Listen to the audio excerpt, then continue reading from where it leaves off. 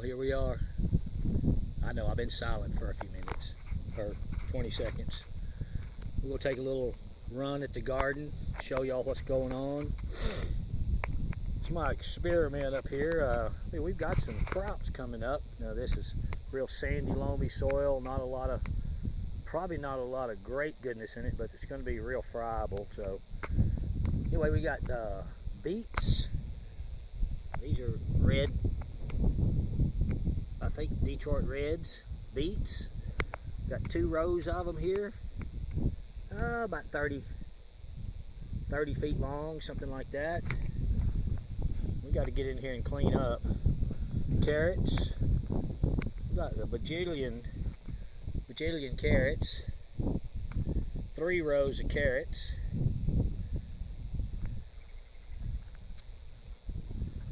A lot of invaders, but they was here first.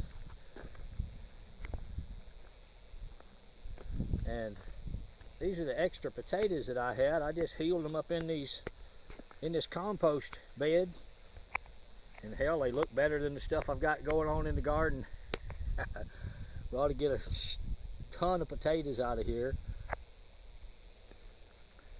Yeah, they look nice. Potatoes are starting to flower over here. They're starting to flower in the garden.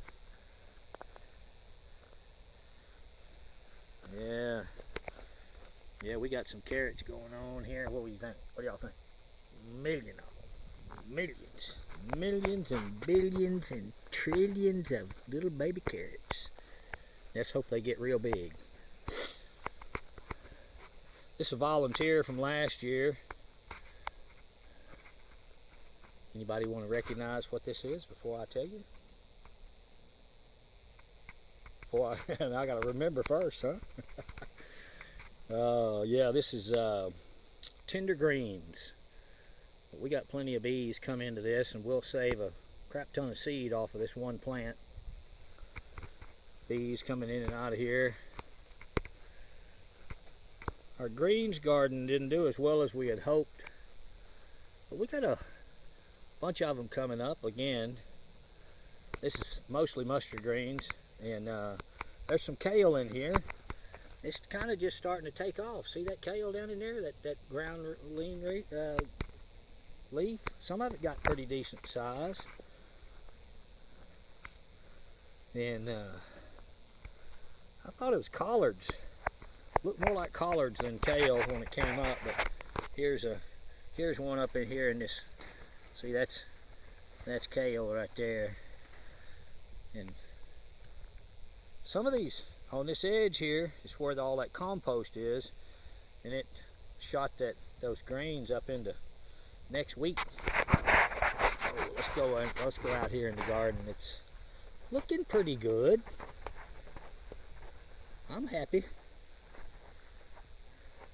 A lot of work out here. Now this big old spot right here, that's all native. It's about 99% pigweed or amaranth.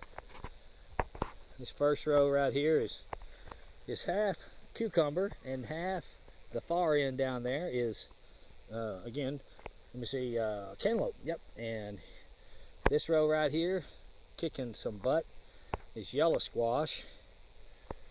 Got lots of little baby yellow squash on there. This next row is zucchini. Zucchini gets much bigger than the leaves get bigger than yellow squash. Doesn't produce quite as good, but we've got some setting in here pretty good. We shot a couple of pictures this morning. There's several right there coming on.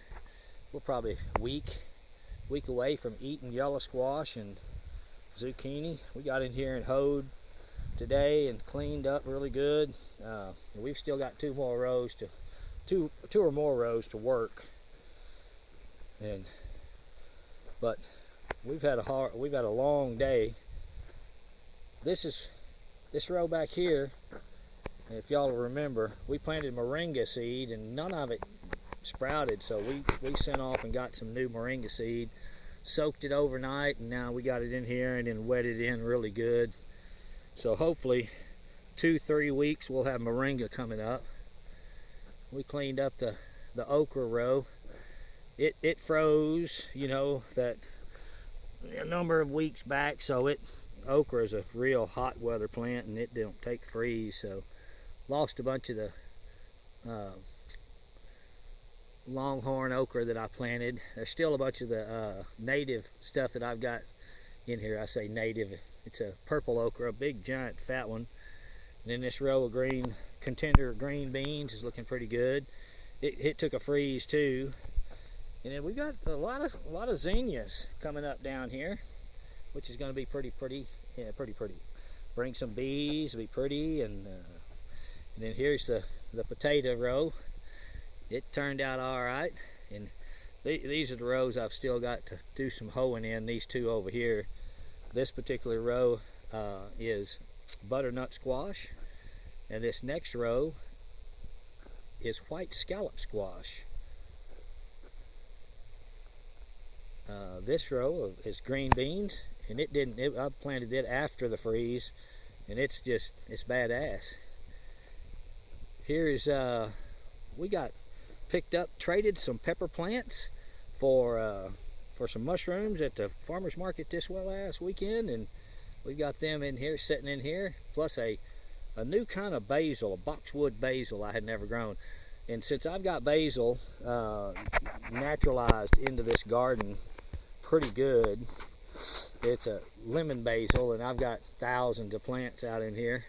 But here's our first row of tomatoes, and these are Better Boys, my favorite one to grow. And I did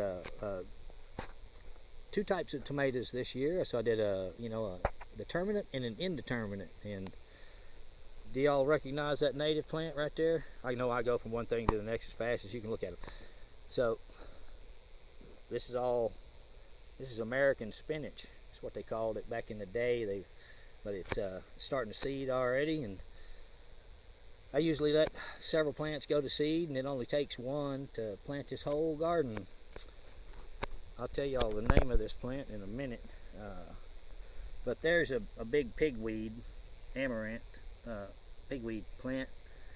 Get that little bugger right there. See that little man eater? Bug eater. Good girl. Ladybug. Anyway, the next row over here, these are celebrity tomatoes, and they're determinate, so they only get up so big. And I'll put a lot of cages around these. Y'all see I've got a sea of natives surrounding the garden, and then my naturalized cilantro, which is now turning coriander, which brings the bees in real good early in the season. We got coriander and buttercups all around the outside. We got coriander, a lot of it on that other end over there, as y'all can see. And here's my garden. I'm gonna eat good. All right. Take it in. We'll do some ASMR breathing.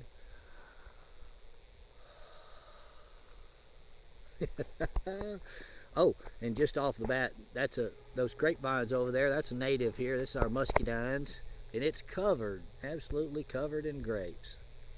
All right, well, y'all have a great day.